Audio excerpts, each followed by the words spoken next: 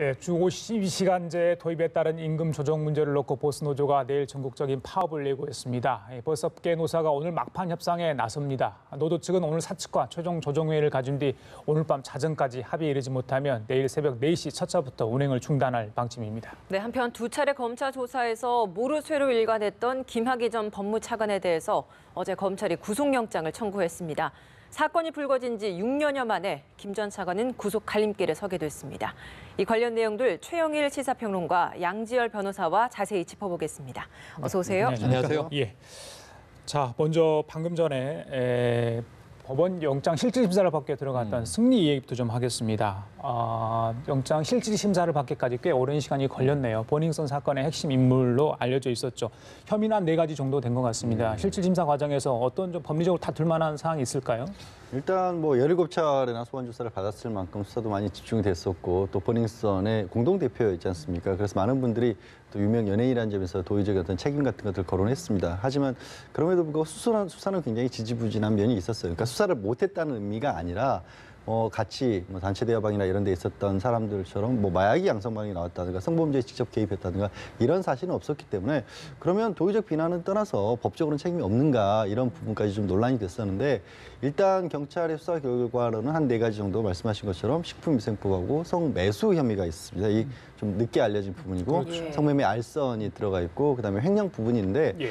사실 성매매 알선이나 성매매 같은 경우에는 구속 사항까지 가기에는 조금 형량이 약하다. 식품위생법도 좀 마찬가지고. 예. 다만 횡령 부분이 지금 한 5억 원 가량이 되는 걸로 알려져 있거든요. 예. 이게 저게 승리 개인한테 적용이 된 겁니까? 유인석 씨가 승리 같이 씨하고 유리올릭스의 공동대표인 유인석 씨가 같이 적용이 같이 된 적용. 겁니다. 그러니까 버닝썬 내부에 이것도 이제 승리 씨가 운영을 했던 몽키 뮤지엄이라는 곳에 부스를 들어오기 위해서 거기에 어떤 브랜드 사용료를 지급을 했다라든가 아니면 관계 회사의 컨설팅 비용으로 2억 원 가량 지급한 것도 변호사 비용으로 직원들 어떤 비용을 썼다는 건데 이게 이제 상당히 많은 액수가 5억이 넘는 그러니까 상당히 많은 액수인 건 맞는데 예. 다만 아직까지 발표된 바에는 이걸 또 승리 씨가 개인적으로 이용했다라는 것까지 나오진 않았거든요. 그러니까 그런 부분을 법원이 어떻게 판단하느냐에 따라서 결국 횡령죄의 인정 여부에 따라서 영장 발부가 달라질 겁니다. 네, 이렇게 승리의 구속영장 발부가 결정이 되게 되면 이로써 이제 버닝썬 사태에 대한 것은 어느 정도는 마무리 될 것 같은데 네. 남아있는 것이 사실 경찰과 유착 의혹 이 부분이잖아요. 맞습니다. 이 부분에 대한 맞습니다. 수사는 좀 어떻게 진행이 되고 있는 겁니까? 경찰총장이라는 좀 낯선 이제 타이틀이 등장을 하면서 예. 그게 누구냐 했지만 결국은 이제 총경급 네. 윤총경으로 밝혀져 있는데요. 더 윗선 이 일부 경찰은 이 입건된 경우는 지금 많이 발생하고 있고 전직 경찰은 또 구속이 되기도 했습니다. 브로커 역할을 했었죠. 그런데 문제는 경찰 수뇌부와 혹시라도 유착이 있었던 것 아니냐. 지금 FT 아일랜드의 전 멤버 최종훈 씨도 구속됐는데 구속된 내용은 주로 이제 성폭행이에요. 그러니까 지금 경찰 유착 의혹은 가장 좀 미진하고 가장 후순위로 빠져 있는 상황입니다. 지금 승리의 경우에도 이제 빠르면 오늘 밤, 늦으면 내일 새벽, 과연 구속이냐 기각이냐 확정이 될 텐데 네. 아까 이제 이 양 변호사님 구속 사유까지는 아니라고 말씀을 하셨고 이 도의적인 비난이 더 큰 것도 맞습니다만 문제는 성매매 알선의 경우가 지금 여러 차례인데다가 그 규모가 일반인이 생각하기에는 조금 죄질이 심각하다는 느낌입니다. 왜냐하면 2015년 12월에는 일본에서 들어온 어찌 보면 투자를 유치해야 되는 사업가의 일행들을 호텔비가 3천만 원이라면 일반인들이 납득이 되겠습니까? 그걸 결국은 YG 법인카드로 냈고 YG는 우리 회사는 모른다. 승리가 쓴 돈이다. 라고 지금 하고 있는 거잖아요. 그럼 일단 규모가 그렇고 또 팔라완 섬의 그 생일 파티를 생각을 해보면 수억 원을 쓰면서 굉장히 다수의 사람들을 섬에 모아놓고 생일 파티를 했는데 거기서 마약의 의혹도 있는 것이고 그리고 또 이제 유흥업소 여성들을 다수 데려갔던 거 아닙니까? 이런 걸 보면 일반적인 성매매 알선과는 조금 차원이 다른 수준이다. 이런 게 이제 한 서너 건 지금 되는 상황이고요. 그래서 오늘 또 하나는 박유천 씨 사례에서 우리가 보듯이 승리 씨가 일부 혐의를 인정했다고 하면 굳이 구속이 필요하겠는가 이야기할 수 있지만 완강한 부인이고 전면 부인입니다. 이런 상황에서 증거 인멸의 우려는 여전히 남아있기 때문에 예. 증거인멸이라는 게 별다른 게 아니라 주로 말 맞추기 시도일 가능성이 크거든요. 그러니까 이런 부분들은 조금은 이제 엄중하게 이 법원이 볼 것으로 전 예상을 한번 해보고요. 알겠습니다. 그 외에 말씀하신 대로 경찰 유착 의혹 이건 이제 끝까지 좀 밝혀져야 될 것으로 봅니다. 예, 경찰도 이 부분에 대해서는 추가 조사를 하고 있다고 합니다. 네. 승리의 구속 여부는 오늘 밤 늦게 아니면 내일 새벽 정도 나올 것으로 보입니다. 다른 얘기 좀 하겠습니다. 김학의 전 법무부 차관 얘기입니다. 검찰이 구속 영장을 청구를 했네요. 네, 과거 그렇습니다. 2013년인가 두 번의 조사할 땐 다 무혐의 처분됐는데 6년 만에 다시 이제 처음이죠 사실은. 사실은 영장 청구는 처음인데 그렇습니다. 혐의 어떤 내용이 좀 다뤄지고 있는 건가요? 뭐 일단 뇌물이죠. 뇌물이 이제 1억 7천만 원 가량인데 직접적으로 이 처음 사건이 불거진 윤충 씨와 관련해서는 1억 2천만 원인 가량이고 새롭게 이제 최모 씨라는 사업가로부터 이른바 스폰서 역할을 했었다라는 부분이었어요. 사실 이제 뭐 새롭게 등장한 사람은 그렇다고 칠지라도 윤 씨와의 관계에 있어서는 윤 씨가 굉장히 지속적으로 김학의 전 차관과 뭐 흔히 하는 말로 형님 동생하는 사이를 유지를 해가면서 금전적으로 제공한 부분도 있었고 명시적으로 나온 부분이 한 500만 원 가량을 줬다라는 거, 또 이른바 그 강원도 별장이라는 곳에 있는 그림도 1000만 원짜리를 가져갔다 이런 것도 있었고, 그런데 이제 가장 큰 부분은 뭐냐면 윤중천 씨가 이 어떤 뭐 성폭행 피해를 입었다라고 지금 주장하고 있는 그런 사람에게 돈을 빌려줬고 사업 자금을 빌려줬고 그걸 돌려받았어야 되는데 사업이 잘 운영이 안 됐으니까 그걸 돌려받지 마라라고 김학의 전 차관이 얘기를 했다는 겁니다. 그래서 결국에는 이게 안 돌려받았는데 예. 그러면 윤중천 씨가 돈을 돌려받지 않은 게 왜 김학의 전 차관에게 뇌물이 되느냐. 예, 맞습니다. 그러니까 이 부분이 사실 오늘 영장실질심사에서도 좀 주요하게 다뤄질 것으로 보여요. 그건 검찰의 논리는 뭐냐면 이 사람이 김학의 전 차관으로부터 성폭행을 당한 여성이기 때문에 혹시라도 어디 가서 이 성폭행 이 사실을 폭로를 하거나 아니면 경찰이나 검찰에 고소를 할 수도 있지 않겠습니까? 그런 일을 막기 위해서 돈을 돌려받지 말라고 윤주현 씨에 얘기를 했다는 거예요. 그러니까 이 거꾸로 얘기하면 이 김학의 전 차관이 한 1억 원 가량을 이 여성에게 뭐 합의조로 줘야 되는데 그 돈을 윤중천 씨가 대신 준 거나 마찬가지 아니냐. 그러니까 이게 뇌물이 될 수도 있다라는 거고, 거기에 대해서 이미 검찰 고위직 간부였기 때문에 특별하게 어떤 뭘 직접적으로 대가를 요구를 하거나 청탁을 하지 않았더라도 대가성이라든가 아니면 직무 관련성이 인정될 수 있다라는 게 지금 그런 검찰 자리에 있는 논리입니다. 사람으로. 예, 그렇습니다. 예. 그렇게 봐서 영장을 청구한 거고 뭐 좀 이례적이긴 합니다. 그래서 저도 이게 과연 법원이 어떻게 볼지 좀 상당히 궁금합니다. 사실 이렇게 구속영장을 청구하기 바로 직전에 어제 윤중천 씨를 다시 한번 불러서 검찰이 맞습니다. 조사를 했잖아요. 네네. 거기에서 이제 이 1억 원 횡령 포기 이 부분, 네. 1억 원 그 부분에 대해서 계속 추궁을 했는데 윤 씨는 또 말을 하지 않았다고 하더라고요. 네, 아마 어떤 그런 부분에 좀 것으로 이야기가 나왔을까요? 보여집니다. 지금 이 부분은 그러니까 이 쉽게 말씀드리면 아킬레스건이다. 그렇기 때문에 이제 이것까지 포함되진 않겠지라고 생각하고 넘어갔을 가능성이 높아요. 근데 마지막 순간에 검찰이 굉장히 큰 혐의를 하나 물었다. 이렇게 저는 보고 있는데요. 그 사실은 이제 이 어디서 이게 기폭제가 되냐면 윤중천 씨는 계속 밀어붙였지만 참 묘하게도 공소시효가 지난 경우에 뇌물 혐의들만 이야기하고 인정을 했지 않습니까? 네. 1000만 원대의 그림, 2007년도 또는 뭐 목동의 아파트 재개발을 이제 뭐 인허가 해줄 테니 집을 한 채 달라. 이게 다 이제 미묘한 시점의 이야기예요. 그렇죠. 호기심은 자극을 하지만 법적 처벌은 어려운. 그러니까 굉장히 이제 법률 조력을 잘 받고 있다 이런 생각이 들었는데 사실은 또 다른 건설업자가 등장을 하면서 아 윤중천만 있는 것은 아니었을 수도 있겠구나 이 생각이 든 거죠. 그런데 이제 여기서 또 말씀하신 대로 지금 이제 법리적으로 어떻게 결정 날지 참 궁금한 대목인데 1억 원을 피해 여성에게 주고 받지 않은 것도 이 뇌물이 될 수 있다. 이 대납의 형식으로 뇌물로 인정될 수 있다라는 법리를 검찰이 적용한 거니까 이건 좀 지켜봐야 되는데요. 전 이 대목도 아까 우리가 승리의 경우와 마찬가지로 납득되지 않는 대목은 김학의 전 차관이 완강한 부인이에요. 전면 부인이에요. 지금 첫 소환에서는 14시간여를 조사받았고 두 번째는 다소 짧게 6시간 정도 조사를 받았는데 문제는 윤중천도 모른다라는 건 전 납득이 되지 않습니다. 윤중천이라는 인물을 다 알고 윤중천 안다고 진술했고 상당히 10여 년의 관계를 다 이야기했는데 보도도 됐는데 예. 김학의 전 차관만 난 윤중천을 모른다. 이게 과연 이게 법조인 출신인데 이것이 받아들여질 만한 이야기인가. 두 번째는 이 민가병 경찰청장은 영상, 이게 화질이 나쁜 영상이 네. 촉이 있었습니다만 영상만 봐도 이게 김학이라는 게 확실하다라고 이야기를 했어요. 유관식별이 된다고. 근데 그 인물은 내가 아니라고 아직도 부인을 하고 있는 거예요. 물론 지금 뇌물 혐의가 더 커져 있고 성폭행 입증이 좀 쉽지가 않은 상황이죠. 예. 그럼에도 불구하고 이렇게 완강한 부인은 구속영장 실질 심사에서 본인에게 아마 불리하게 작용할 가능성이 높다. 우리가 최근에 다수의 사례를 보면 이제 그런 경우가 있지 않습니까? 차라리 일부 죄를 시인하고 선처를 바라는 것이 좀 올바른 태도가 아닐까 싶은데 이 대목도 좀 중요하게 지켜봐야 할 것 같습니다. 영장에 적시된 혐의 중에 말씀하신 것 중에 성폭력 관련, 성범죄 관련은 이렇게 빠졌다고 네. 들었거든요. 동영상을 안 보겠다까지 이야기를 했다고 이제 일부 방송에서 보도가 됐기도 했는데 이 부분은 구속 이후에 좀 추가로 조사할 여지가 있기 때문에 뺀 겁니까? 어떻게 보십니까? 그럴 부분도 있고 사실 지금까지는 특별하게 새로운 증거를 찾지는 못한 것으로 보입니다. 왜 새로운 증거라는 말씀을 드렸냐면 일차적으로 2013년에 한 번 무혐의 처분을 했거든요. 그리고 또 성폭행 피해를 주장하는 여성이 고소를 하면서 2014년에 또 수사를 했고 그때는 재정신청 과정도 거쳤기 때문에 다시 한번 새로운 증거 없이는 구속을 한다거나 기소를 하는 게 굉장히 어려운 상황이거든요.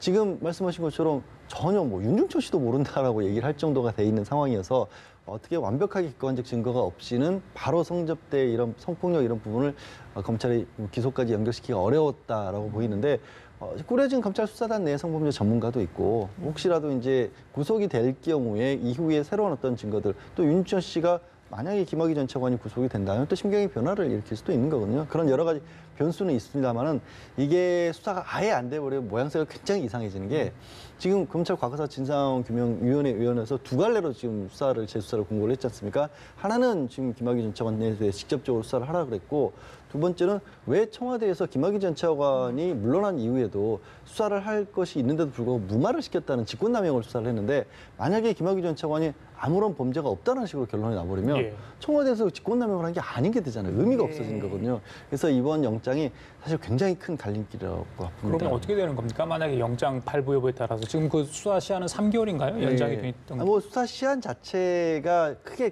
법적으로 강제성이 있는 건 아닙니다만은 영장이 안 되면 그냥 불구속 기소 쪽으로 방향을 잡겠죠. 예. 근데 영장이 안 된다는 얘기는 아까 이제 1억 원과 관련된 부분이 받아들여지지 않을 가능성이 좀 있다라는 얘기고 그게 받아들여지지 않을 경우에는 적어도 뇌물과 관련해서는 공소시효 유지가 어려워질 수가 있어요. 1억 원이 중요한 이유가 1억 원이 넘어가야 공소시효가 15년으로 늘어나기 때문에 예. 아직까지 이제 수사와 재판이 가능한 건데 1억 원이 빠져버릴 경우에는 예. 과거에 10년 적용을 받게 되면 이미 다 끝난 사건이 되는 거죠. 지난번에 그 출국하려다가 네. 긴급 출입 금지인가요? 출국 금지 됐잖아요. 그렇습니다. 그리고 지금 혐의도 계속 부인하고 있고 이런 그렇다면 부분들이 그게 이제 영장 발부에 어떤 영향을 미치지 않습니까? 분명히 영향을 미치도 그리고 검찰이 청구하면서도 증거인멸, 도주 우려가 있는 것이다라고 적시를 했습니다. 다만 왜 제가 이제 혐의 사실을 말씀드리냐면 그런 판단을 하는 전제 조건이 뭔가 범죄를 저지른 걸로 굉장히 강한 의심이 되는데 그런데 이 사람이 도주도 하려고 했고 증거인멸 우려도 있다라고 순서가 연결되는데 그 앞부분 전제 요건이 좀 빠질 수가 있다는 얘기죠.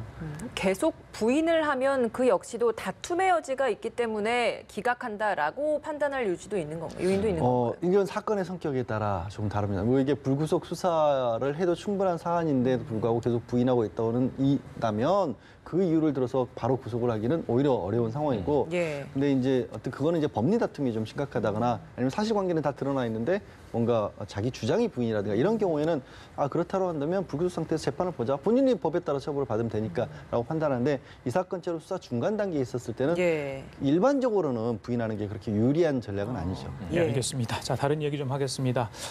앞서 저희들이 잠깐 언급을 했습니다만 버스 총파업 예정 내일 새벽 네. 4시부터 아마 첫차 운행이 안 될 수도 있습니다. 만약에 협상이 잘 안 되면요. 맞습니다. 지금 파업을 하겠다고 한 이유 어디 있습니까? 핵심 이유는 이 버스 기사들의 임금 구조에 있어요. 그게 핵심이에요. 지금 뭐냐면은 7월부터 이 52시간 단축 근로제가 버스 업종에도 적용이 되는 네. 겁니다. 그동안 특례 업종으로 제외돼 있었죠. 근데 이제 1년의 유예 기간을 두고 예. 7월부터는 버스 기사도 주 52시간, 최대 68시간. 그러니까 이 버스 기사분들의 임금 구조가 지금 기본급이 49%. 그러니까 절반이 채 안 됩니다. 그럼 나머지의 이 보수는 다 뭐냐? 초과 근로로 채웠던 거예요. 그러니까 지금 뭐 서울시의 경우가 가장 그래도 급여가 많은 편인데 평균 한 370, 80만 원 됩니다. 경기도가 한 320, 30만 원. 그럼 이제 지방은 더 좀 열악할 가능성이 크죠. 한 300만 원 내외의 급여 중에 절반 이상이 어찌 보면 초과 근로를 해서 가져갔던 급여인데 예. 이제는 법제도적으로 초과 근로 못 하게 되는 거잖아요. 그렇죠. 그러면 이제 이분들의 급여가 주는 거예요. 지금 네. 이 파업을 주도하고 있는 전국 자동차 이 노조 노련, 노조 연맹에 따르면 지금 최대 한 110만 원까지도 급여가 줄어들게 된다. 300 받던 분들이 뭐 한 200 받고 지금 이제 200 정도 받던 분들은 이제 이 백수십만 원 받고 이런 경우에는 가장인 경우에 버스 기사들의 이제 생계가 절박해지는 상황으로 내몰리겠죠. 여기에 대해서 문제 제기를 하는 겁니다. 예. 그럼 초과 근로를 인정해 줄 것이냐, 아니면 단축 근로를 할 거라면 기사분들은 그렇게 얘기를 하세요. 우리도 저녁이 있는 삶을 살고 싶다. 당연히 문제는 이 임금 보전이 되어야만 우리가 버틸 수 있다. 이 문제예요. 그러다 보니까 이제 이 임금을 그럼 누가 올려주느냐? 이게 원래 노사 협상 아니겠습니까? 예. 사측이 올려달라. 버스 회사들은 우리는 노선 운영을 하는데 적자를 보면서 가고 있다는 거예요. 그래서 우리는 준공영제를 하고 있으니 이 어떤 공공성을 이 재정을 메꿔줘야 되는 책임 있는 지자체에 달라고 해라. 지자체는 우리도 재정 자립도 안 돼 있는 상황이고 예. 답이 없다. 중앙정부에 얘기해라. 정부에 달라. 결국은 중앙정부와 맞닥뜨린 상황인데 예. 이게 오늘 기류가 별로 안 좋습니다. 왜냐하면 일요일에 관계부처 장관들이 모여서 긴급대책회의를 했어요. 이게 이제 국토교통부의 김현미 장관, 고용노동부의 이재갑 장관. 여기서 나온 얘기는 굉장히 원론적으로 나왔어요. 버스 요금 인상을 해라. 근데 주무부처가 올리는 것도 아닙니다. 중앙정부가. 이것은 지방사무이기 때문에 지자체가 알아서 하는 것이다. 버스 운임을 지자체가 올려라라는 거죠. 지자체는 또 퍼적 뛰고 있는 상황이죠. 그 일부 경기도의 경우에는 한 200원 정도 오를 가능성을 시사했습니다만 이것도 문제가 복잡한 게 그렇죠. 수도권은 엮여 있단 말이에요. 예. 서울하고 인천이 엮여 있는데 경기도만 올린다고 될 문제냐. 서울도 함께 올려야 한다. 근데 서울시는 입장이 전혀 다릅니다. 우린 운임 안 올려도 되고 예. 오히려 필요한 그 환승 할증 부분은 환승 할인목들은 사후정산을 해주도록 하겠다. 이 입장이 다 달라서 얽히고 설켜 있는데 지금 오늘 마지막 조정 회의거든요. 그러니까 왜 15일 파업을 지난주에 가결했냐면 오늘까지 조정 기간이고 오늘도 타결이 되지 않으면 결렬이죠. 그럼 내일부터 총파업인 겁니다. 지금 몇 시간 남지 않았는데요. 그러네요. 정말 극적 타결 쉽지가 예. 않아 보이네요. 단순히 노사관계 문제는 아니었군요. 맞습니다. 예. 근데 사실 이게 1년의 유예 기간이 있었기 때문에 네. 1년 동안 준비할 수 충분히 있는. 협의를 했어야 하는 것인데 맞습니다. 서로 이제 내탁 공방만 하다가 하지 않은 거잖아요. 맞습니다. 그러면 이런 상황에 있어서의 이 책임 네. 이런 것들 사실 좀 피할 수 없을 것 같거든요. 오죽하면 그 문제 때문에 청와대 경제수석과 지금 신임 민주당 여당의 원내대표가 당청 회의를 하는 과정에 마이크가 켜져 있어서 나온 관료들이 문제다. 임기 2년 차인데 임기 4년 차처럼 행동하고 있다. 이게 복지부동이란 얘기죠. 예. 이 탓이 이 버스 파업 때문에 나온 거거든요. 그러니까 국토교통부 비판을 하고 있었던 거예요. 언급이 그러니까 말씀하신 대로 지자체도 그렇고 중앙정부도 그렇고 1년의 유예기간 동안 별로 한 게 없다는 겁니다. 당면해서 기사들이 결국은 이 임금 못 버틴다고 폭발해 나오니까 부랴부랴 수습책을 냈는데 언론적인 얘기하고 수습책이 없어요. 다만 제가 보기엔 서울시의 사례가 가장 좀 선도적이에요. 서울시는 준비를 잘 해와서 52시간제 적용 준비했고 인력 충원에 대한 계획 세웠고 재정 뭐 수립하고 또 급여 수준도 유지하고 있어서 사실 서울시 노조의 경우도 파업을 가결했습니다. 압도적으로. 그렇죠. 다만 예. 서울시 입장은 아마 서울시 버스들은 파업을 하지 않을 것이다. 파업 가능성은 희박하다. 이렇게 보고 있어요. 이것도 이제 내일 돼봐야 알 수 있는데 예. 조금 모든 지자체들이 사전 준비를 철저히 했어야 되는 것 아닌가. 지금 경기도가 지금 한 당장 3월 기준으로 4,000명 정도 기사가 부족해요. 근데 이 중에 3,800명이 경기도 기사가 부족한 거예요. 경기도가 지금 상당히 좀 이 핵심에 놓여 있기도 합니다. 마침 뭐 대구는 어제 네. 늦게 좀 철회했죠. 합의가 네. 돼서 이제 파업을 철회하기로 결정했습니다. 그래서 오늘 늦게까지 계속해서 노사가 협상을 한다고 합니다. 어떤 소식이 전해올지 궁금한데 노동부 장관도 오늘 이제 각 부자치단체장을 만나서 중재 역할을 합니다. 어제 홍남기 경제부총리가 약간 지원책을 내놓았어요. 이건 간접 지원인데 이게 서울시 쪽에서는 조금 부족하다. 또 지방에서는 이게 서울에 한정된 거 아니냐. 뭐 이렇게 해서 서로 좀 만족할 만한 지원책은 아니다고 이야기를 하고 있는 것 같아요. 그 지원의 내용이라고 하는 게 결국에 이제 환승할 수 있는 그 시설들을 보조를 하겠다. 그다음에 교통시설 같은 걸 좀 도와주겠다. 그리고 정비시설 같은 데 있어서 지원을 하겠다. 그리고 대형버스 같은 경우 500명 이상이라 할지라도 지금은 임금 지원을 한 뭐 1년으로 하고 있지만 2년 정도 늘린다. 이런 거잖아요. 예. 근데 이게 미봉책이라고 또 얘기를 하지만 또 중앙정부로서는 할 말이 있는 게 예. 이게 기본적인 사무 자체가 지자체 관할 사무니까 국가 예산을 마음대로 끌어다 쓸 수는 또 없는 거거든요. 예. 그러니까 이런 부분들이 상당히 어쩔 수 없는 부분도 있었는데 아까 지적하신 것처럼 그렇습니다. 이게 주 52시간을 적용을 해야 되는 이유를 보면 버스기사 개인분들뿐만 아니라 개인분들이 좀 광역버스 같은 경우 80시간 주에 그다음에 이제 격일 근무를 하면서 하루에 17시간, 18시간을 근무를 하면서 지금 초과임금으로 지금 유지가 됐단 말이에요. 그 부분을 정상화시키는 과정은 반드시 필요해요. 이게 개인적인 어떤 건강의 문제도 있지만 그래서 졸음운전으로 광역버스 사고 몇 차례나 뉴스에는 오르락내리락 하지 않습니까?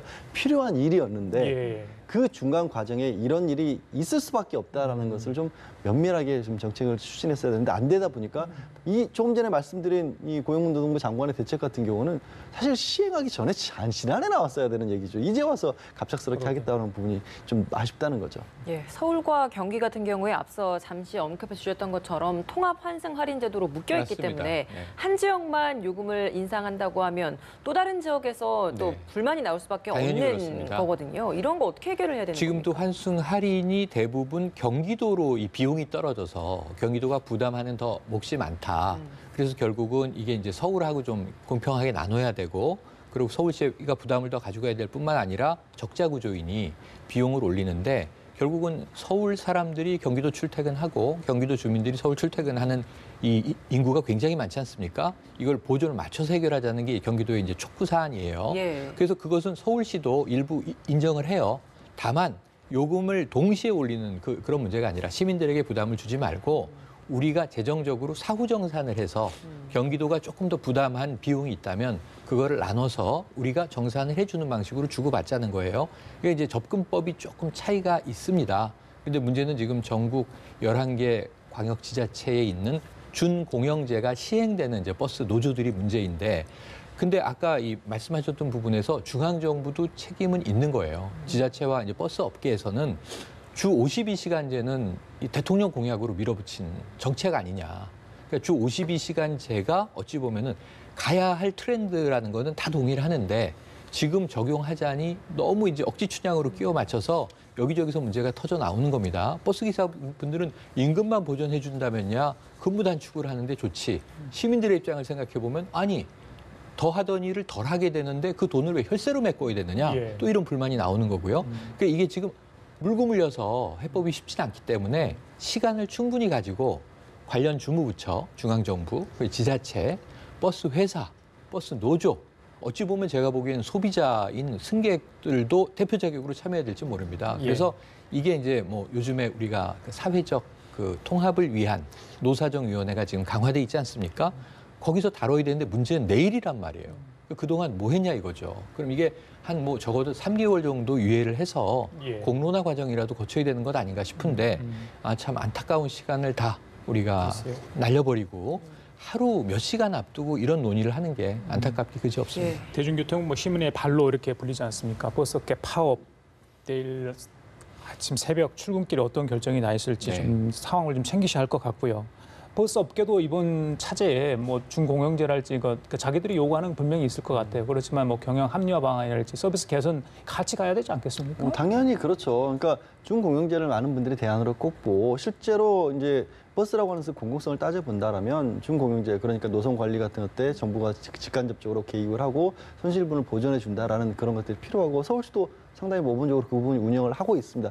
대신 비판 여론도 있어요. 결국에는 세금으로 메꾸는 건데 그거 갖다가 다른 데 쓰더라. 그러니까 경영 합리화하고 버스 노선과 관련해서 버스 회사 스스로 줄일 수 있는 부분들도 안 줄이면서 이걸 예. 계속 의존만 하게 되면 결국에 세금을 많이 보전해 준다는 얘기는 그건 요금을 인상하는 건 뭐가 다르냐. 왼쪽 주머니에서 빼냐 오른쪽 주머니에서 빼냐 예. 차이밖에 안 나는 게 아니냐라는 비판도 있기 때문에 예. 그런 부분들에 대한 버스 회사 스스로의 자정료로 플러스 중고용료를 가면서 과연 지자체들의 권리 감독을 어떻게 해서 이게 허투루 쓰이지 않도록 할 것이냐는 또 같이 고민을 해야겠죠. 예, 마지막으로 막판에 이렇게 합의를 잘 하면 참 좋겠습니다만 네네. 만에 하나 파업이 됐을 경우에 네. 뭐 사실 시민들은 제일 걱정인 게 그럼 내일 출근 어떻게 하냐 이 부분이거든요. 맞습니다. 어떤 좀 그러니까 대응 방안이 마련되어 있습니까? 만약 오늘 늦은 시간까지 타결 소식이 들려오지 않으면 그 모든 지역이 다 동시 파업을 하게 될지 이건 사상 초유의 일이거든요. 예. 90년대 중반에 6개 광역 지역이 그때 준공영제가 없을 때입니다. 파업 직전까지 갔다 극적 타결을 하기도 했어요.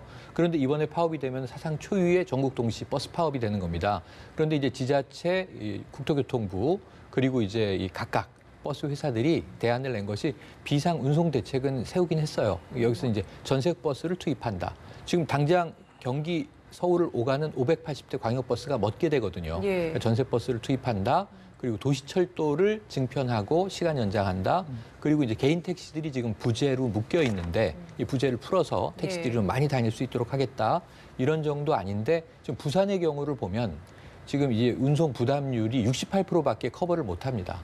그러니까 30% 이상의 시민들은 발을 동동 구르거나 자가 운전을 해야 되는데 이제 밀리겠죠. 그러니까 여러 가지 문제가 터질 위험성이 높아서 정말 뭐 이제 대책들은 최대한 내고 있는 것으로 믿습니다만 또 시민들 스스로 자구책을 준비해 두셔야 할 것 같습니다. 예, 알겠습니다. 지금까지 최영일 시사평론가 양지열 변호사 두 분과 함께 얘기 나눠봤습니다. 말씀 잘 들었습니다. 고맙습니다. 고맙습니다.